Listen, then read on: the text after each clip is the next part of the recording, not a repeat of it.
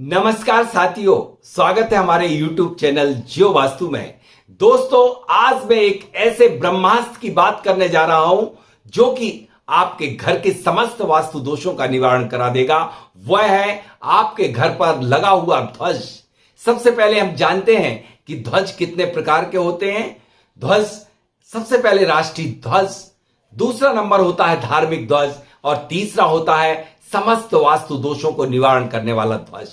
अब यह ध्वज कहां, कब और कैसे लगाया जाना चाहिए? यह ध्वज हमेशा ऊर्ध्वमुख नक्षत्र यानी कि उत्तरा फाल्गुनी, उत्तराषाढ़ा, उत्तरा भाद्र और आद्रा नक्षत्र में स्थित करना चाहिए। आपके अपने घर के साउथ वेस्ट डायरेक्शन में गोल्डन येलो कलर का ट्रायंगल शेप का ध्वज विधि विधान पूर्वक चंद्र स्वर के पृथ्वी तत्व में यदि जो अपने घर के साउथ वेस्ट में स्थित कर देता है, वह निश्चित रूप से अनेक विघ्न बाधाओं से मुक्ति ही नहीं अपितु अनेक वास्तु दोषों से भी निजात पा लेता है। यह बाहरी ब्रह्मांड की सारी शक्तियों को खींच लेता है यह ध्वज, और जब वह सर्वश्रेष्ठ ऊंचे स्थान पर फहराता है तो वह बाहरी हवाओं को भी बाहर भगा देता है। जो एक पहरेदार, एक चौकीदार काम नहीं कर पाता है, उससे ऊपर ध्वज काम करता है। आपके घर में किसी भी निगेटिव एनर्जी का प्रकोप नहीं होने देता है। यह एनर्जी फिल्टर मशीन कहें तो कोई अन्य अतिशयोक्ति नहीं होगी। वास्तविकता तो यह है कि यह एकमात्र ध्वज आपके घर के 5 तत्वों का सम्यक संतुलन कर देता है।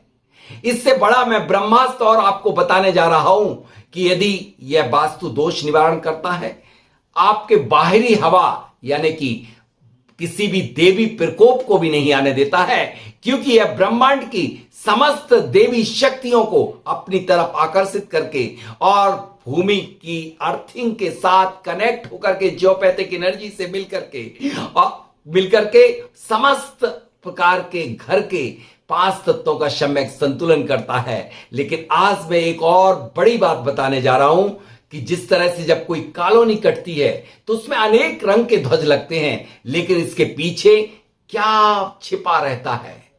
इसके पीछे 10 प्रकार के ध्वज जब किसी भी कॉलोनी में लगा दिए जाते हैं तो वहां के प्लाट बहुत जल्दी शीघ्र गतिशील विक्रय हो जाते हैं। यदि किसी का कोई घर में या कोई प्लॉट विक्रय नहीं हो पा रहा हो तो आप 10 प्रकार के ध्वज इस तरह से लगाएंगे।